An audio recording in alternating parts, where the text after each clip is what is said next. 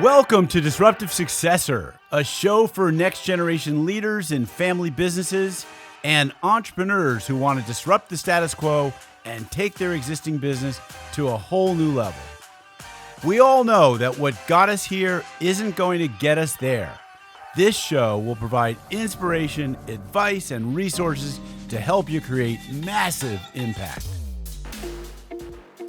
This podcast is sponsored by myself, Jonathan Goldhill, and my company, the Goldhill Group, where we provide coaching for growing companies. I'm Jonathan Goldhill, and my purpose is simple: to guide entrepreneurial leaders in family businesses towards more freedom and fulfillment. I want entrepreneurs to get clarity around the changes that will make them and their businesses more successful so they can experience the same freedom I've enjoyed in my life. Our proven practices challenge business owners to think differently about their business and how they're running it, and quite literally become game changers in our clients' companies. Learn more at thegoldhillgroup.com website, where you can schedule your free strategy session.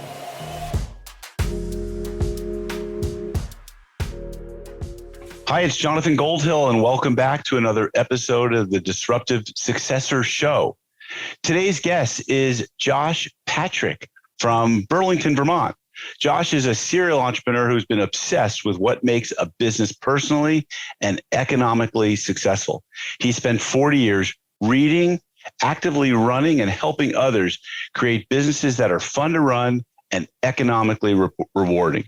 Josh runs a company called Stage 2 Planning Partners and also Sustainable Business. And Jack and I think, are kindred spirits, shares a lot of very interesting lessons to teach blue-collar entrepreneurs. That's his primary client base, as it is mine. So I think talking about stuff that's going to be useful to the subcontractors and trades, this is going to be a great episode. I'm looking forward to it. Thanks for being on my show today, Josh.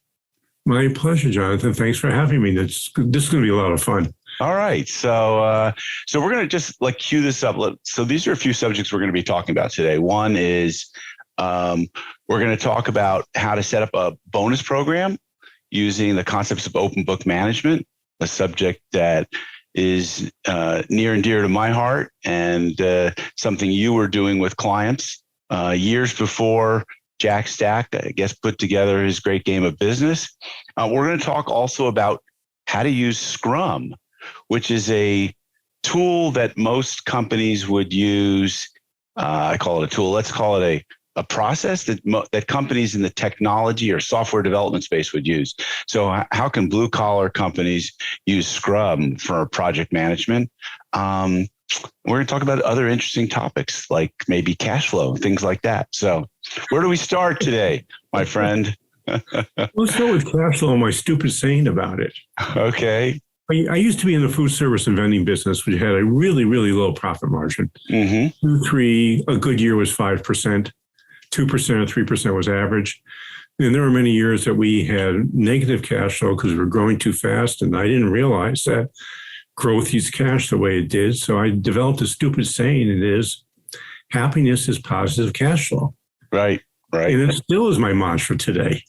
Yeah, well, and so for those who don't understand that growth sucks cash, as we say, and not in a pejorative meaning, but that as you're growing, especially if you're an inventory business, right, you're accumulating inventory, your accounts receivable, payable can get bigger, your cash can get smaller, your investments in capital expenditures can get larger, and you can literally grow yourself out of business. Before you grow out of your space and before you grow out of the talent that you have, perhaps even. I did it 3 times. Okay. And I also had a $300,000 embezzlement in 1979 that went along with it. So, oh, wow. That must have been really painful.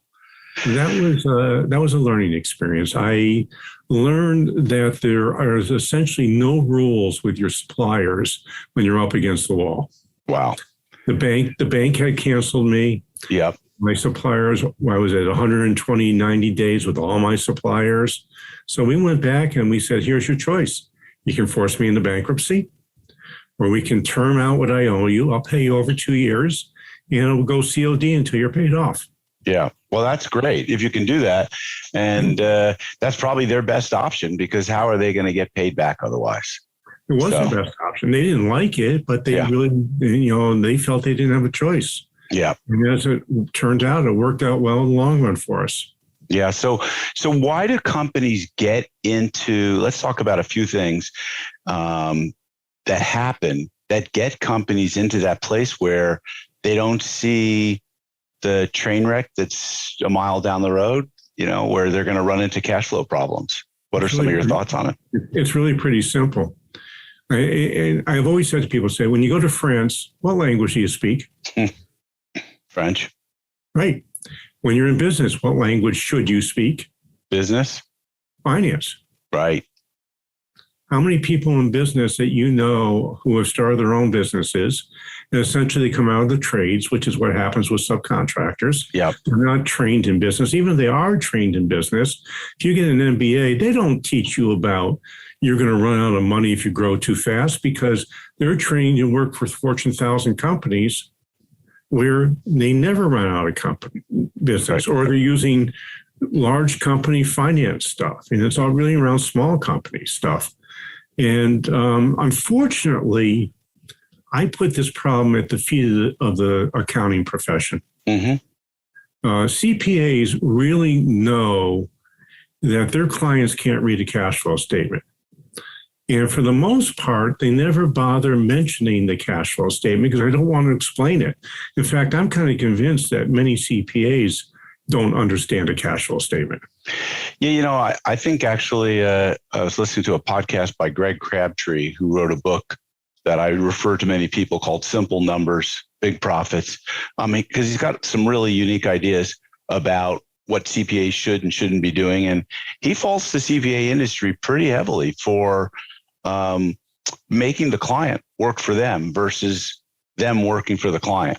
And clients need to understand things like cash flow and need to understand their P&L. It shouldn't be obscured by the whatever is needed by the CPA. People need to understand management cost accounting almost more than any other area.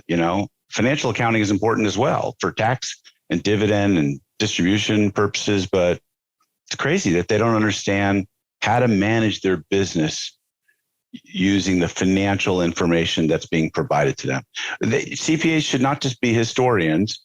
They should be actively involved in the, future and determining the future of the business. Well, the question comes in, do they have the ability to do so? Right. The managing partner does, because the managing partner is running the business. Yep. But not many people who own a business work with the managing partner. And they're working with someone who's an employee, and that person has an employee mentality. They don't even understand what they're doing. They know how they're compliance people. Their job is to put together tax returns and financial statements. That's a compliance activity. Yep. It's a tactical activity. It's not a strategic activity. Managing cash flow is strategic. Totally. And what I find is a big challenge for blue collar entrepreneurs and businesses in general is finding the right financial talent to work inside their company. They don't oftentimes know, do I need a controller? Do I need a finance manager? Do I need should I just get an AP and AR clerk so I can get more throughput? Or do I need a CFO? What is a CFO? It's pretty crazy that they don't really know this stuff. And what makes it more difficult is they don't even know how to vet the person that they're looking at to know what their real level of acumen or skills are. So it becomes even more complicated. Well, that's likely because they don't have a hiring system. Yeah. And the truth is, when you're hiring an outside advisor for most construction companies, subcontractors, until they get to over 50, maybe even $100 million, they don't need a CFO internally. Correct. You should use a fractional CFO. Yep. And you can hire fractional CFOs with all sorts of different skill sets along the way.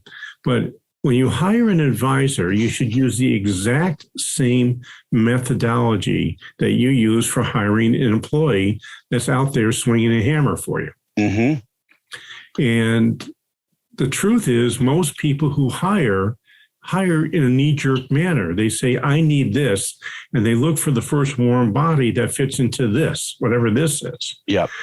And when it comes to a professional, they don't even know what they're looking for. They don't know what they need. Well, I'm a big fan of the top grading and who methodology systems that Brad and Jeff Smart developed when they were over at GE. But many small businesses find those systems to be too cumbersome. And so they just, it has to be simple. Yeah, I know. But I think one of the biggest frustrations I still feel is that they don't know how to evaluate the talent in terms of what they really know, because they're not savvy enough in the finance area to know, does this person know the things that they don't know? And I feel like that's one of the jobs that the CPA ought to provide to their clients, which is to evaluate the talent. But if, part of it is the mindset, like you said. So if you're using a tax or a compliance staff member who does audit work to help you evaluate talent, you're probably not getting the right person. You need a managing partner type person and someone who knows technically the accounting work to help evaluate that person. Or even better yet, hire a fractional CFO.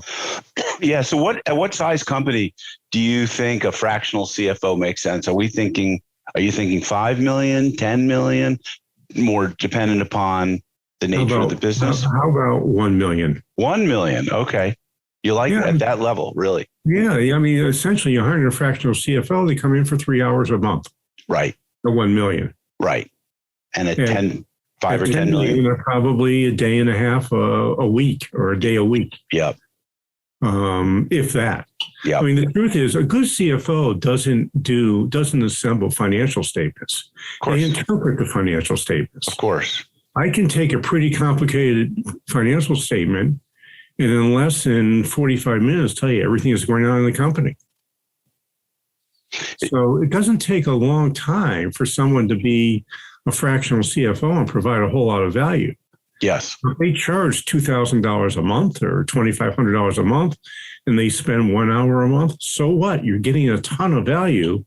I mean, if you wanted to hire that person who's charging you that, it would be $250,000. 100% agree. Josh, I couldn't agree with you more. And I think that all of this underscores the need for entrepreneurs to have some financial literacy. There's not enough financial literacy. It doesn't have to be complicated. It doesn't mean you have to take an accounting class, but you need to understand what your people are doing so you can understand maybe where they're messing up. You need to be able to understand a balance sheet, a cash flow, a P&L statement, be able to read them, interpret them, and make some informed decisions or predictions around the future based on what's happening to your margins and things like that. I mean, I'm sure you agree with me on this. 100%, I agree with you. There's something else they need to do is they need to have a good working dashboard. Yes. And the dashboard basically should not be historical. It should be predictive. Right. There are some historical things I put on dashboards. I do put accounts payable on dashboards. Sure. I do put accounts receivable on dashboards. I put accounts receivable over 90 days. But I also put how many calls are the sales folks making? Yes. How many inquiries are we getting off the web? How many proposals are we going out? What's our ratio of closing to proposals that we put out? What's our backlog? Those are the things that are going to tell me what's going to happen with my business 30, 60, 90 days down the road, so I have a chance to correct it if it starts falling out of place. Yeah. I like the analogy of if you've ever watched a baseball game today, the scoreboard is basically sort of the lagging indicators. It tells you what's happened so far in the game. And if your scoreboard would even show you the standings in the league, it would show you like their balance sheet over time. What you see that the TV announcers are putting up on the screen, how many times does this guy get a a run with someone, with people in scoring position. What's their, I think it's like runners in scoring positions average. Those are sort of leading indicators. You need to have a mix of leading and lagging indicators. And if your bias is towards too much one or the other, then you're not seeing the whole picture. So yeah, that's a good analogy. I like that one. It makes sense. Unless I have someone who's not interested in baseball, they have no idea what I'm talking about. So That would be me. But yeah, we use a scorecard in our weekly meetings with my clients, and they are all leading indicators. But we have a one-page strategic plan, which has quarterly outcomes that we're seeking, and those are what I would call the result. But you need the lagging indicators in the scorecard as well, and the ones you gave, I think, are really good ones.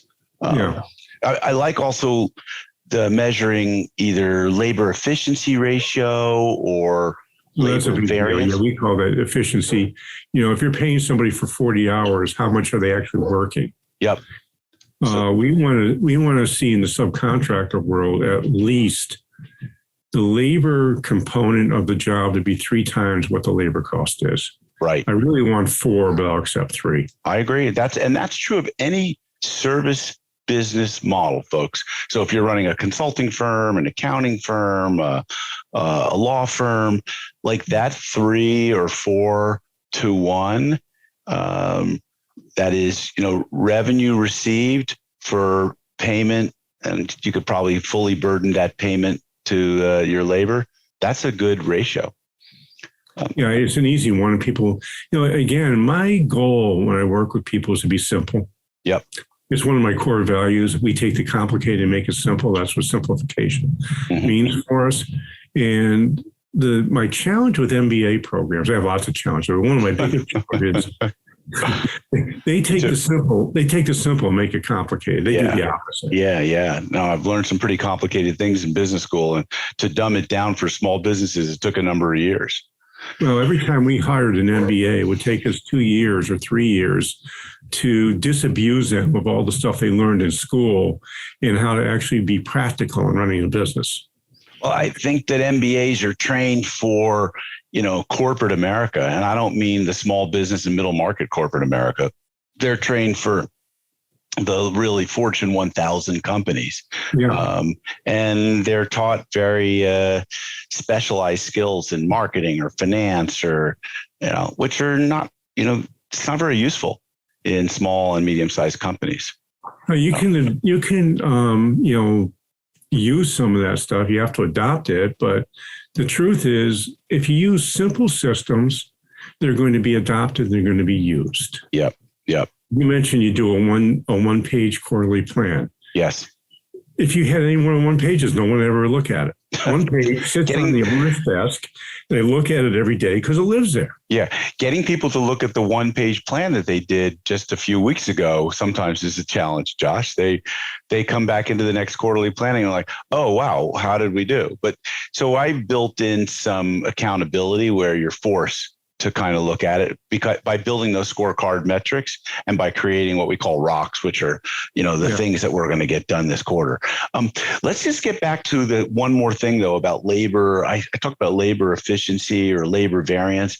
So a lot of our clients are running projects, and it's not about, it's important to look at their utilization rate and if you can measure effective billing rate, and that's basically like how many hours were they 80% utilized? Were they doing too much admin stuff? Was it better than 80%? But a lot of times these guys are bidding projects. Let's just say they're constructing a home or a backyard, and they think it's going to take, one particular phase or ticket or work area is going to take 10 hours, and it takes 25. And they're went way over on labor, or sometimes worse, they'll go over on material costs as well. These are big challenges that need to be measured. You need to be measuring that stuff. Yeah. The truth is, if you're doing fixed price jobs, which is what a proper job is. Yeah. First of all, that's the only way you should ever work. And second of all, if you can't estimate within 10% how much time it's actually going to take 90% of the time, you better get out of business fast because you're going to get killed. Yeah, or you will go out of business fast because you don't know how to include your, how to recover your overhead costs and a profit. So the way we teach people to price their jobs, and we'll talk about Scrum a little bit later, where we want to really redo how that whole process is. Let's say it's a traditional subcontractor, and they think it's going to take 100 hours to do a job. I tell them to bid the job with 120 to 130 hours. And their goal is to do it in 80 hours. Wow, that's great. Now, if they do that and they consistently do it 90% of the time, that one job that goes over by 50 or 75 hours is a learning opportunity. It's not a disaster. Good point. Good point. So, disasters are what set these guys out of business when, especially I've seen clients that are really good at doing jobs in I'm thinking years ago, they'd be good at doing jobs in the 5 to 25, and they'd get up to 40,000. Suddenly they'd get $100,000 to $150,000 job, and they completely blow it. And so all the good work they did on the $5 to $40,000 jobs gets completely wiped out by a loss on the $125,000 job. Well, it's sort of they're taking a big risk. I mean, again, those who stay in business for a really long time are not risk takers. They're actually risk adverse. They manage risk really well. And if I have a business doing $500,000 and I take a $150,000 job on, that's taking a big risk. I would tell that owner, you really should probably pass on that job. Or if you really want to do that job, make sure you bid it for hours and materials, not for project cost. Yeah, I love that. I love your idea of, some people would say, Josh, I'm never going to win that bid if I go over, if I bid it at 120, 100%, or, over, I'm going to lose to the lower price bidder. What do you say? I said, well, you will lose some and you'll win some. Yeah, exactly. I like that. The truth is we don't test pricing elasticity very well. Correct. For business owners. I would say, unless you're hearing no because of price, 20% of the time you're too cheap. That was just my next question, which is what percent of the time would you like to have them hear no to know that you're not underselling yourself? And you say 20%. Yeah, I'd say about 20% of the time. Yeah. But some people are uncomfortable at that level, and I say, okay, go to 10%. Wow. Well, I think some people... You need to be hearing no on a not irregular basis. Otherwise, you're too cheap. Right. But what about in a competitive bid situation where you're a subcontractor to a general and they're taking 5 or 10 bids in a very crowded environment like today? Well, today, they may be taking 10 or 15, 10 bids, but only one of them can actually do the work in the time they need it. So, right. Under normal circumstances, when you're in a normal economy where they say, oh, there's 10 bids, I tell people to stay away from that. They should be working to do design build type stuff. Yeah. Where it's a negotiated price and not a bid price. If you get into a bid, it's a race to the bottom. Yeah, I agree. And I find that my better clients have a diverse portfolio where they have some design build, some bid build, and then some maintenance work as well. So they've got a good diversified portfolio. You're not going to win all of it, but you have to manage it. Each of them is like a different business. So you have to be. Yeah. My daughter works for a really large Irish construction company that works in the bio and high tech world. They build chip plants and biotech facilities. And they just won a $1 billion contract. They were not the low bid, not even close.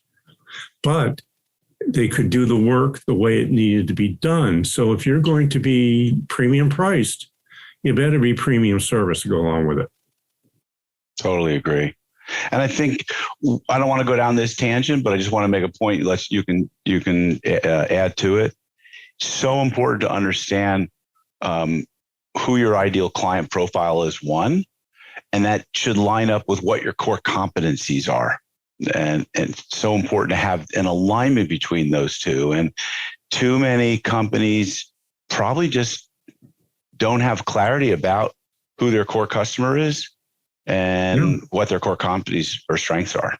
Yeah, no, that's and that's something, my belief is, and this is a question I always ask, and this is why is it the best performers, the best singers, the best athletes, the best actors all have not one coach, but several coaches working for them to help them to get better at what they do. And they're already at the top of the game. They're already the best in the world. Right. They get coaches. Business owners think coaches are for wimps. I'm hoping that's changed by now, but it's a pretty small percentage that ever hire a coach. Yeah, that's probably true. All right. Let's talk about this Scrum concept, because this is really novel. Scrum sounds like something your daughter would be using in project development, plant development in her work. How do contractors use? What is it, and how do contractors use it? Well, essentially, Scrum is one of the many process improvement technologies that live out there. If you go back to the way projects were done 15 years ago, it was a method called waterfall. Mm-hmm. Whereas you may have heard of a project in Boston called the Big Dig. And the Big Dig was this gigantic roads project where they rebuilt the roads around Boston to supposedly make it more efficient to move around the city. Mm-hmm. The cost overruns were in the billions of dollars. And the reason they were in the billions of dollars was they planned the whole project out at one time. And as soon as one piece went out, the whole project was off kilter. Mm-hmm. Now, you may remember software used to be developed where they would make a release once a year. And typically, the release never worked right and was months late, if not years late. Correct. That's because they were using a waterfall method. They were writing all the specs for the software before they started to write it. Mm-hmm. And then they would go through and follow it. And when something was late, and something's always late, instead of just taking that little piece and fix it, they had to redo the entire chart. Right. Now, Scrum is, we're going to take our process and we're going to put everything we need to do, and we're going to list it all out, all the pieces that have to be done, and we're going to put it in a backlog. Mm-hmm. And every week, 2 or 3 weeks, we're going to have to get together and we're going to do a planning session about what is it that we can do over the next 2 weeks. And we put that into this, we're going to work on this. And we put a point level on each of those things. And over time, we're going to figure out, well, this is really a 1-point activity, and this is a 7-point activity, and this is a 13-point activity. And we know how many points that we can get done in a particular, it's called a sprint, the 1, 2, or 3 times. Mm-hmm. At the end of that period, we're going to have produced a product. It might be we've put in 5 doors in the house, or 12 windows, or we've put roofs, we've roofed half the house or the whole house. But what we're doing is we're sitting down and we're planning the job before we start it. That means we're not going to have people hanging around doing stuff. And every morning for 5 minutes, we have a 5-minute stand-up meeting. It could be done on your phone. It could be done on person. It could be done on Zoom. And we sit there and say, okay, are we on track here, or are we off track? And if we're off track, let me know. And we're going to figure out how to get back on track. Or we're going to use this as a learning experience in our retrospective. Because after the sprint is over with, we have what's called a retrospective. We look back at the last 1, 2, or 3 weeks, and we say what went well. And we want to build on that. It's called Appreciative Inquiry, positive psychology. What went wrong? Mm-hmm. How can we make sure it didn't go wrong? And how can we make sure it doesn't go wrong again? And how can we improve it if we want? Or is it just something we need to manage? Now, if I do this over and over and over, I'm going to be taking waste out of the process. Mm-hmm. The process really comes down to W. Edwards Deming was the father of quality control. In 1937, he taught the American manufacturers how to build an unbelievable military machine that produced all the goods and equipment for World War II. For some reason, after World War II, American manufacturing was done with Deming. He's a pretty tough guy to get along with, so I could understand that. Right. He went to Japan, and Toyota hired him to teach them what he taught the American people, which ended up becoming the Toyota production system. Mm-hmm. Otherwise known as lean manufacturing. That's really a derivative of Deming. Yep. Scrum is a different derivative of Deming's work. Mm. Laia Goldratt, who wrote a book called The Goal, which is the theory of constraints, is another derivative of Deming. And in a small company, the only two things you should ever look at is either Scrum or the theory of constraints. Mm-hmm. All the other stuff is way too complicated, has many moving pieces. Mm. Scrum is simple. Now, remember we talked about saying you should bid 120% of the hours you think that you're going to use on the job? Yes. Okay, well, after using Scrum for 6 months of a year, I'm going to take that 100 hours and I'm going to make it 60 hours. I'm going to reduce the labor by 40%, almost guaranteed. Wow. How are you going to do that? Just by doing wash, rinse, and repeat. Gotcha. You go through, you do the planning session, you do the points, you have the daily huddle, Mm-hmm. you have your retrospective, you go back and you do it again. Mm-hmm. And by doing it over and over and over, you're going to start finding ways to decrease the amount of work you put in or find different methodologies. I'll give you an example. I'm going to use my vending company as an example for this. Okay. I owned a food service and vending company. You've seen those glass front snack machines that have candies and chips and all that sort of stuff in there. Yep. Well, our thinking in 1984, 85 was our customers want variety. So we would put one row in each of those machines of the 40 rows, and our guys would have to go back and they would put in about $45, $50 worth of merchandise every time they opened the machine door, which was not especially productive. Mm-hmm. And when they went there, they would always be out of the 3 or 4 or 5 most popular items. Mm-hmm.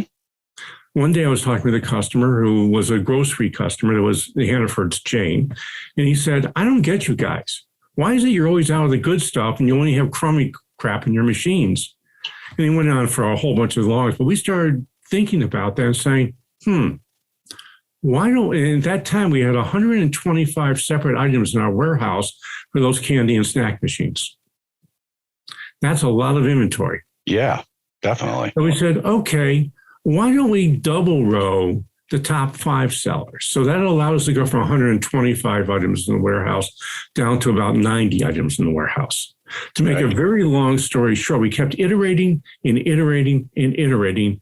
Eventually, we went down to 14 items in the snack machine. They were the 14 best sellers we ever had. And we would rotate 3 of them on a seasonal basis, so it wouldn't be the same 14. Mm-hmm. But the truth is, if you're a Snickers eater, when you go to a snack machine, what do you want? If there's not Snickers there, you're walking away. Right. But if there are Snickers there, you're going to buy it. Snickers buyers don't buy butternut. They buy Snickers. M&M buyers don't buy Hershey bars.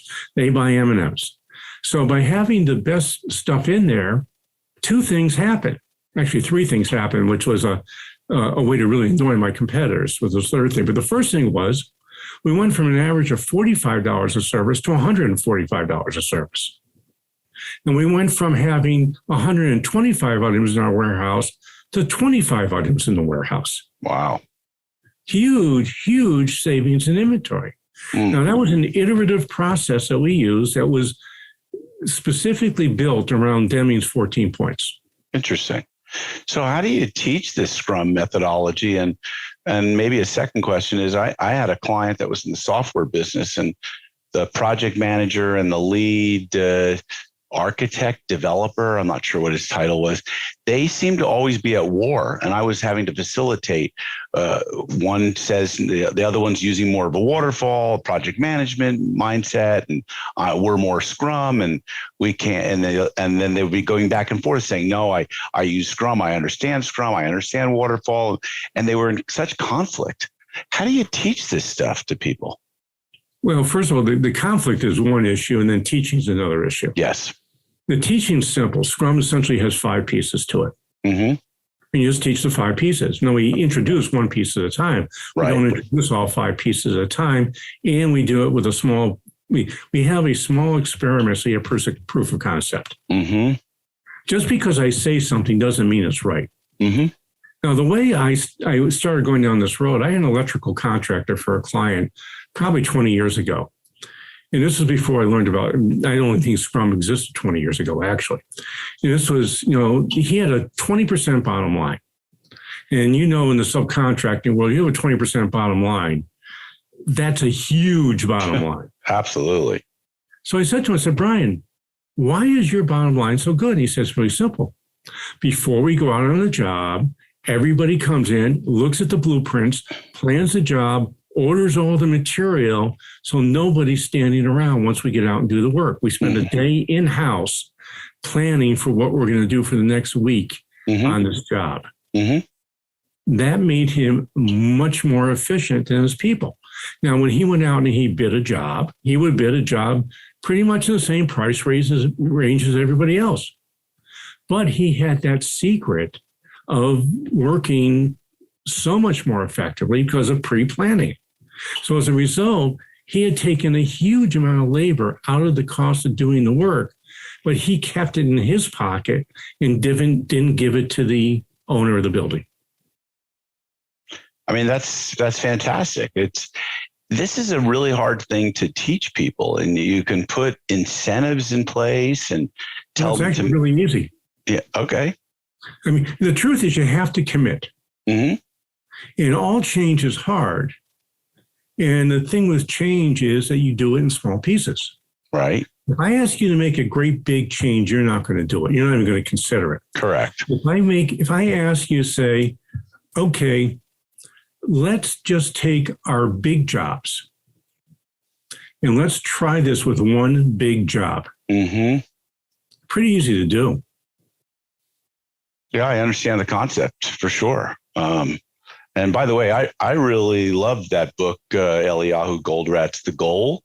But I understand it may be one of the best selling business books of all time, but I think it's basically one of the best selling stories of all time about a business.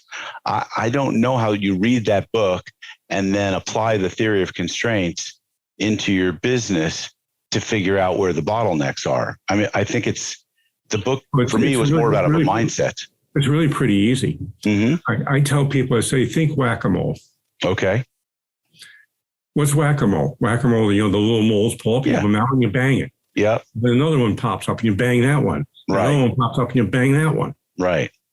Well, that's what the theory of constraints is whack-a-mole for business. Right. But it's applying it. There wasn't a tool as a takeaway that I could hand someone that would change their way of thinking. But I think the book itself changed their way of thinking. It's a great story.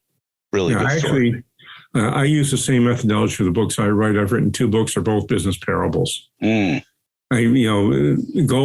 and Lencioni and Steve Farber are my heroes when it comes to writing business books. Of course, because who wants to read a business book? They're boring for the most part. Lencioni always makes them interesting, and certainly Goldratt did too. All right. So you're pretty big on structuring bonus compensations. I really believe that if all work could be paid on a variable basis, then all companies could theoretically be profitable and everyone would share in that. But of course, we live in a society where people want to be guaranteed work for the hours and time that they put in. And, I understand that it's generally the mass paradigm. But the more we can move to variable compensation pay, probably the fairer it is for everyone. The entrepreneur would still take his or her lion's share of the risk and putting up their own capital and committing to a building and et cetera. But what are some of your thoughts on how to structure a good compensation program in the trades? My goal is to always have people working in companies I'm associated with get paid at the 90 percentile level. Mm-hmm. But they have to earn it. Yes. So what we do is we structure a deal, or this way, if I have my druthers and can do everything I want, we're going to structure everybody to be average pay. That's what their pay is. Their hourly pay is average. Their salary pay is average. And they get more money if the company is successful. Now, the first thing that has to happen is the owner has to be willing to share the numbers that the business creates with all their people. Right. And that's always a challenge. Huge challenge, because people don't want that level of transparency if they're making a lot of money. It's one of the biggest jokes in the world. I remember I had a client in the vending business, and I was talking about open book management, and he was doing the usual pushback with me. Mm-hmm. And he was doing around $7 million a year in sales. So I went out and I pulled in the first person that walked by the door. I said, this company's doing $7 million in sales. What do you think the owner is making in profits? $3.5 million was his answer. Let me guess. That's what he said. Because 50% is what they think that the owners are making. Yeah. Well, it was between 40 and 60 is what the number usually comes in at. Right. And I did it with two more people, same thing. So I said to him, Greg, you don't need to hide what you're making. You need to educate the people about what you really make. Right. And he kind of went, blah, blah, blah, blah. He never adopted it, but that was a good example. So that's the first thing we got to get past. You got to be willing to share your numbers. Once you're willing to share your numbers, then it's easy. We put a hurdle rate in place. And a hurdle rate is how much profit does the business have to create before the bonus is payable? Correct. And then we have a bonus pool. Mm-hmm. So that pool is, let's say it's 5%. It makes you bonus eligible. Mm-hmm. And between 5 and 10%, we take 10% of the profits, we put it into a pool. Mm-hmm. We take that pool and we put it aside. And then we say, okay, how do we split this up? Well, then we take a point system. We have every job in the company is worth X amount of points. If you're a customer service person, it's X amount of points. If you're a carpenter, a rough carpenter, X amount of points. If you're a finished carpenter, it'd be a different amount. If you're an electrician or a master electrician or an apprentice, it would be a different level of points. And we add up all the points. Mm-hmm. We divide it by the bonus pool, and each point has a value. Mm-hmm. And then you just multiply that value by how many points a person gets, and that's their bonus. Mm-hmm. And so do you allocate, so if you've got 10 carpenters at the same level, are they all getting the same number of points, or is their whole team getting a certain number of points? Well, it's on an individual basis. Now, you might say a carpenter has been with me for 10 years, right, will get more points than the carpenter with me for 1 year. Reasonable, yeah. You might say a carpenter with a certain skill level gets more points than a carpenter with another skill level. Mm-hmm.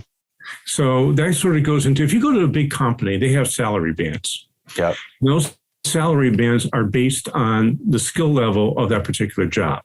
Right. I like to see small businesses do the same thing, have salary bands. And do you think that the HR person in charge, if they are large enough to have that person, it should be the person who develops that point system, or is it the leadership team? Absolutely not. The leadership team should. Okay, gotcha.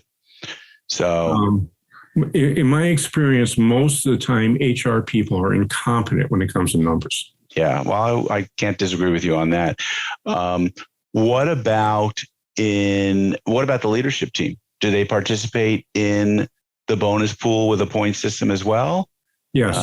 How do they fairly treat themselves so that they're not overpaying themselves and they're being the owner or owners of the company are responsible for monitoring that? Okay. This is not the sort of thing where you as an owner get to abdicate all your responsibility and say it's all your people. Whatever you come up with, I'm gonna support. Of course, you have to be able to have conversation with potential veto power. And do you think there should be transparency around that point system as to how many points? So would John Doe know what John Smith is worth in terms of points, or is that private? Because if you're using your point system right, John Doe may not have the skills of George Doe. Mm-hmm. And George may have 5 more points than John Doe. And John Doe says, I want those same 5 points that George has. And I, as a supervisor, say, great, here's what you need to learn to get to those points. Right. Have you seen this work where there's a lot of debate around how many points someone's getting in terms of a bonus and where they should be at? I mean, we could expand this conversation to compensation. I mean, I'm not even aware of how much guys talk about compensation with each other inside, but I'm sure it's all the time, don't you think? Well, I know it's all the time. I don't think it is. I know it is. Yeah. Okay. I don't think there's any such thing as secrets for how much people make in the company. Right. Maybe not the C-suite, what they're making. I would say, I also will tell you, I don't think that our employees care what others make. They care what they make, and they look at what they make to see if they believe it's fair. Right. Once they believe it's fair, they really don't care all that much what other folks make, including the owner. Sounds good. Wow. All right. Well, we've covered some interesting subjects here, and this could go on for a long time. We were talking so much before this. I don't even know how long we've been going, Josh. I don't know. I don't know what time we started. Yeah. So what else do we want to cover today that would be valuable, I think, for people to hear? Any as we start to wrap up, thoughts that you think? Well, there's one thing I think that we haven't covered, which is really a hugely big deal in my experience, which is being a values-based business. Yes. Hiring as a values-based business. Yes. You and I agree on this, as in core values. Yes. Understanding there's a difference between core values and aspirational values. Yes.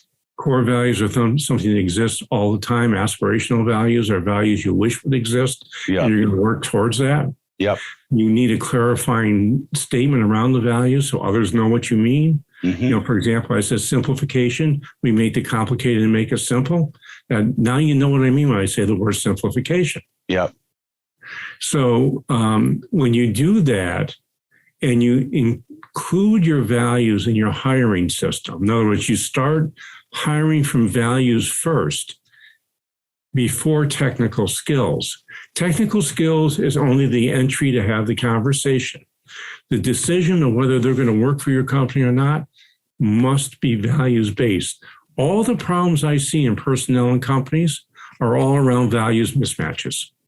I 100% agree. And I think for people who want to educate themselves a little bit more on this, well, first of all, you could read the chapter in my book that talks about purpose, where I do a pretty deep dive into values.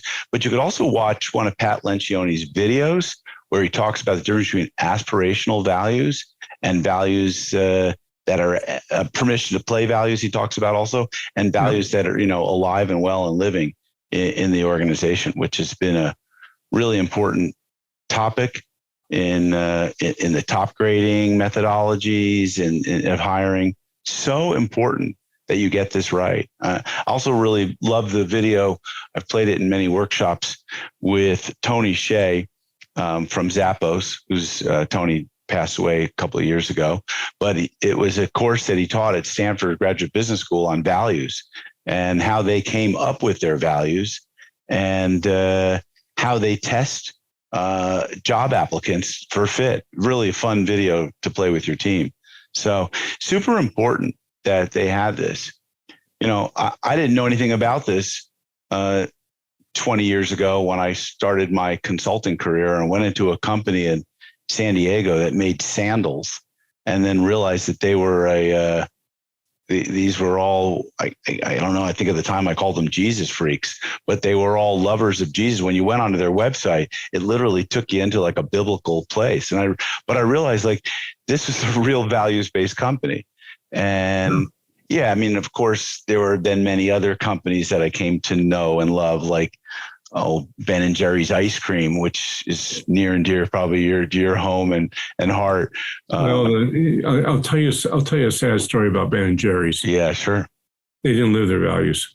Oh, okay. So seems to me their social mission, they were pretty clear about that, and they lived that. Yes. But the way they treated they were in the high risk pool for workers' compensation. Safety problems. Yeah. So if you're in the high risk pool, you're not values led. No, you're right. Absolutely. I just assumed that they were values led because they didn't. Ben and Jerry didn't take compensation 5 times more than the lowest paid worker. They had to go because they wanted to have a woman be their CFO. Yeah. And they couldn't find a woman who would work for 5 times average salary. So it went up to 14 or 15 at that point. Okay. So that went out the window also. Yeah. And you see what happens to culture. You know, they got bought and then I guess they went back private again. But no, they're owned by Unilever still. Oh, they still are? Okay. So Unilever is actually more socially responsible than Ben and Jerry were. Interesting. Wow. Yeah. As a corporation, they're not. But with Ben and Jerry's, they have really let them be, they're a benefit corporation. You're a certified B Labs benefit corporation. Mm-hmm. So Unilever has done a pretty good job of leaving them alone. Oh, that's good. I defer to Jim Collins, who studies the really great corporations of America for how well they're living their values and their, building a culture around their ideas and principles. Yeah, absolutely.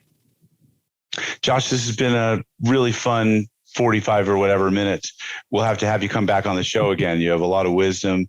And I'm sure that you could share that. Josh, if people want to get a hold of you, and how would you like them to contact you, and for what type of service, or what are you interested in? We have 2 businesses. One's a wealth management business where we help people become financially independent from their businesses. And the second is that we have our consulting organization where we help people create an economically and personally sustainable business specifically for subcontractors.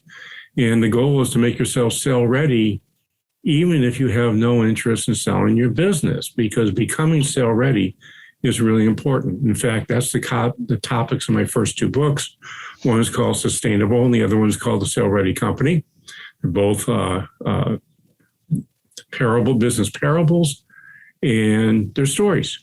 And you get to go along with this business family and find out what happens to them. And it's a good story. I've actually had people come up to me who aren't in business, don't own businesses, who are friends of mine who have read my second book and said, "When's the 3rd book coming out?" Well, I'll have to get a copy of it. Those are the only types of business books I like to read these days, or fairy tale stories, or fables. So that was it. So to find me is easy. It's jpatrick at stage2planning.com. That's the number 2. Or go to www.stage2planning.com or www.sustainablebusiness.co. And you'll see a bunch of orange buttons sitting around making an appointment. Just click on it and I'll talk with you for 20 minutes. It won't cost you a cent. Great. And my team will make sure to get those contact links in the show notes. So, and we'll have to have you back. I'll have to read your fables, and having you come back and just talk about how to build a sellable business, whether you want to sell it or not, makes a lot of sense. And there are some really clear drivers that you need to put in place for your business to be seller ready. So awesome. Cool. Jonathan, thanks so much for letting me on today. Josh, thanks for having me. Thanks for joining me. And folks, if you like this, please share this episode with others, subscribe, and show us some social love on social media. Thanks a lot. This podcast is sponsored by myself, Jonathan Goldhill, and my company, the Goldhill Group, where we provide coaching for growing companies. I'm Jonathan Goldhill, and my purpose is simple: to guide entrepreneurial leaders in family businesses towards more freedom and fulfillment. I want entrepreneurs to get clarity around the changes that will make them and their businesses more successful so they can experience the same freedom I've enjoyed in my life. Our proven practices challenge business owners to think differently about their business and how they're running it, and quite literally become game changers in our clients' companies. Learn more at the goldhillgroup.com website, where you can schedule your free strategy session.